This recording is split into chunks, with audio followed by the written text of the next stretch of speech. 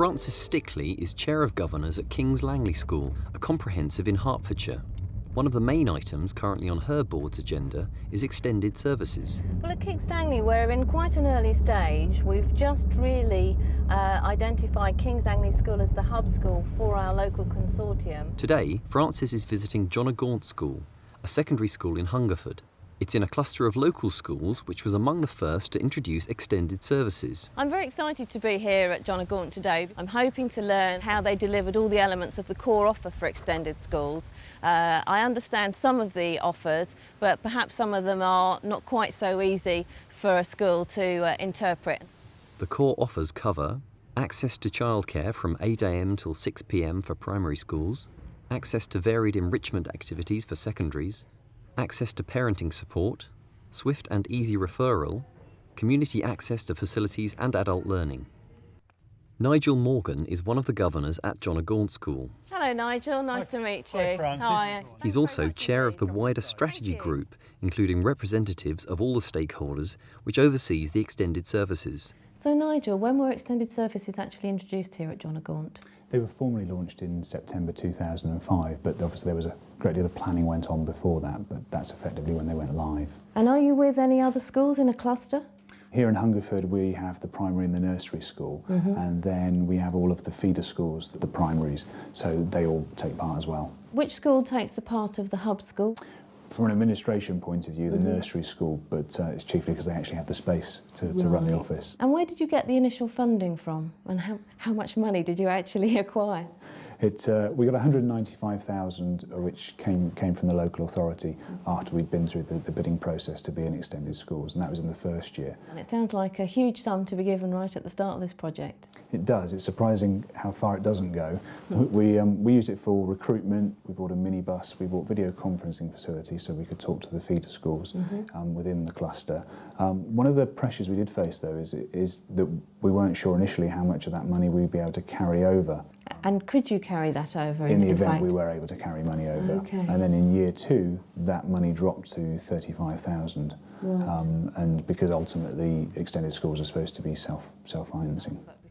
Some of the initial money went on appointing the all-important ESCO, Extended Services Coordinator.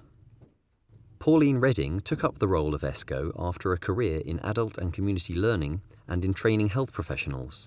You need to find somebody that's a bit of an all-rounder, somebody that's fairly organised, can work on their own and also has their own initiative to be able to source various funds. So it's quite a broad remit. Now, one of the core offers for primary schools is that they're open between 8 and 6. Do all your primary schools have breakfast clubs and after-school clubs? They don't all have them. They have consulted, and where there has been the need, then they have run.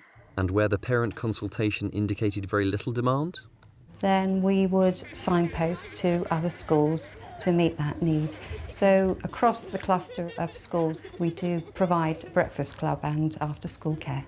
Consultation with parents, children and the wider community was one of Pauline's first challenges as ESCO. How did she go about it? We were very fortunate in the time we started. The local parish plans were being drawn up, so we were invited to attend the forums with the local community to establish their need as regards education and adult learning and facilities.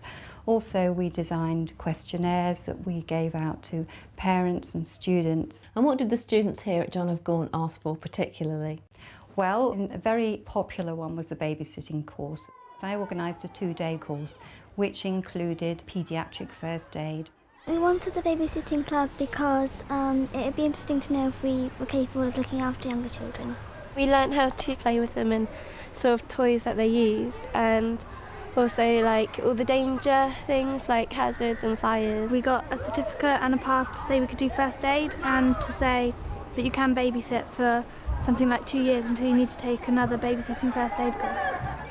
Something Pauline has learned is that parents are more willing to pay for activities in the school holidays than after school. These new all-weather sports pitches were funded by lottery money, but charges still have to be made for out-of-hours activities. Charging is a crucial issue and we have to get it right. When we've put on courses that are free, sometimes people turn up for the first day and may not turn up to the rest of the course. So we need the commitment. So we find that a small charge provides that commitment from them to turn up. This range of activities, especially through the holidays, must really increase your workload. Do you have to organise and coordinate all these activities, or do you get other agencies to help you out? I don't coordinate and organise all of them. I do some, but in partnership with the Youth Centre, they provide the coaches and the tutors if necessary. The Youth Centre is next door to John O'Gaunt School and is a key partner in offering extended services. One of the things the local youth centre helps us with is with our Year 10s. They have developed a really good Friday afternoon session.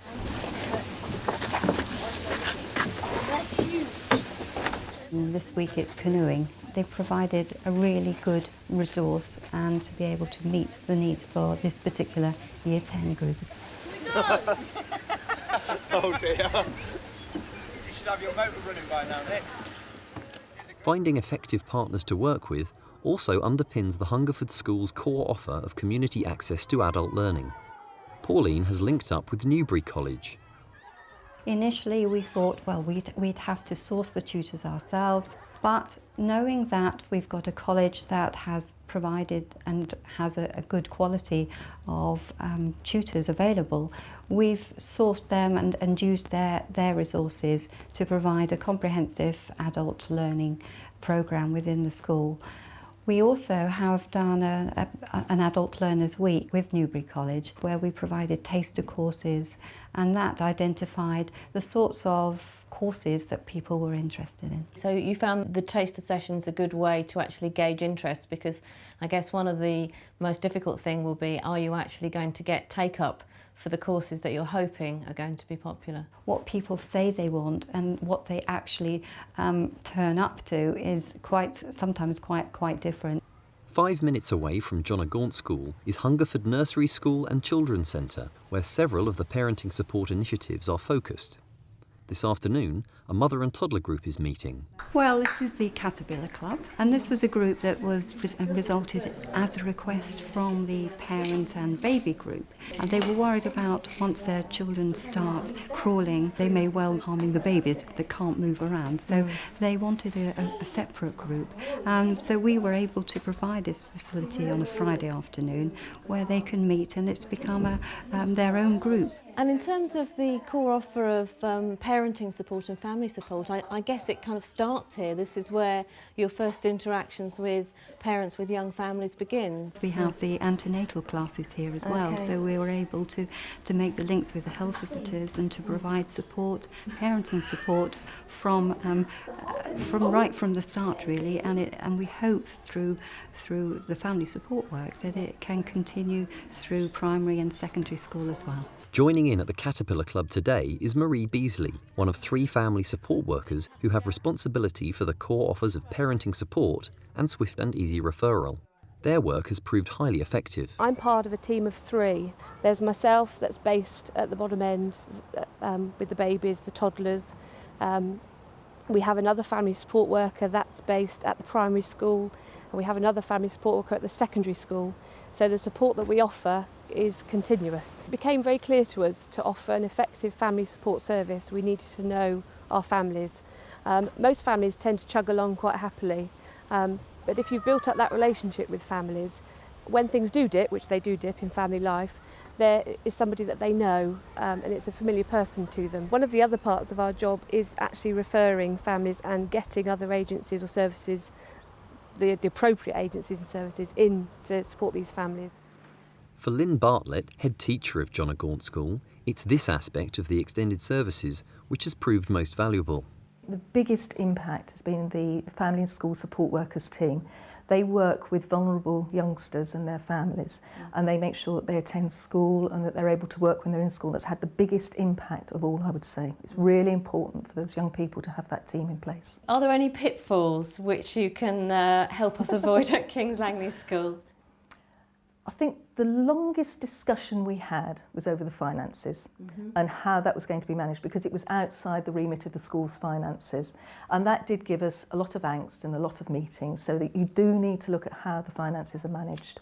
The Extended Services budget is actually managed at the Nursery School and Children's Centre where Pauline is based. After the initial 2 years of local authority funding, she now faces the huge problem of sustainability. Sustainability is a big issue, and you hear about it more and more within the Extended Services remit. The main issue for me is the continuity of service. So where possible, I have tapped in or applied for funds to put on activities, but the big issue is the funding of posts. It's proved impossible to find ongoing funding for posts. So how confident does Lynn feel about the sustainability of extended services for her cluster of schools? I'm not confident because it's been quite obvious that we haven't been able to generate any funds. We're in a situation now where our funding is coming to the end in August. I believe the more funds are coming through in April, but then we have this gap. We're going to have difficulties because we haven't got any money coming in to carry on the extended services. We will continue to do whatever we can within the means that we have, but I think it's something that's got to be urgently addressed because we're not going to be the only school in this situation. Sure, and I guess this is an issue for government, this isn't a local issue. No, it's not a local issue. It needs the government to think through sensibly and long term about what exactly they want to get out of this, and they need to fund it properly. The school governors have played an essential role in monitoring the extended services and receive regular reports from the strategy group chaired by Nigel Morgan. It's a standing item on full governors here and at the other schools, so there's the opportunity to update all the governors on the progress that the extended school is making. Were there any issues where the governors had a more direct role in influencing, perhaps in charging and letting policy? Really, there haven't been anything, there's not been anything contentious, and governors have been wholly supportive. Regarding the charging, I mean, it's one of the objects of a charging policy is to identify those people who might have trouble paying and accessing services, and that's actually fulfilled by some of the work that goes on by the family support workers who are closer to those who might need to access our services with some financial help. And finally, have you got some words of advice that I can take back to my governing board as we embark on this journey? It's hard work, but it is worth it. It's worth persevering because you do start to see the differences, and it's not the short-term wins, it's the long-term wins. It's what the difference it's going to make to the transition of students through different schools, to how well they adapt, and making sure that every child matters. Frances leaves John o' Gaunt School with obvious concerns about the sustainability issue, but she's had an enlightening day.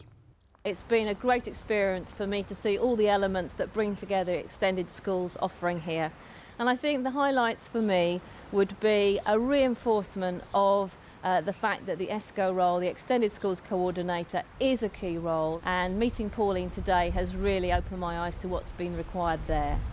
I learnt a lot about the blend of after-school provision and holiday club provision, and I think the most valuable lesson that I've learnt today is the wonderful success of the family support workers and their role in parenting support, which is a part of the core offer that we know that we have a gap in.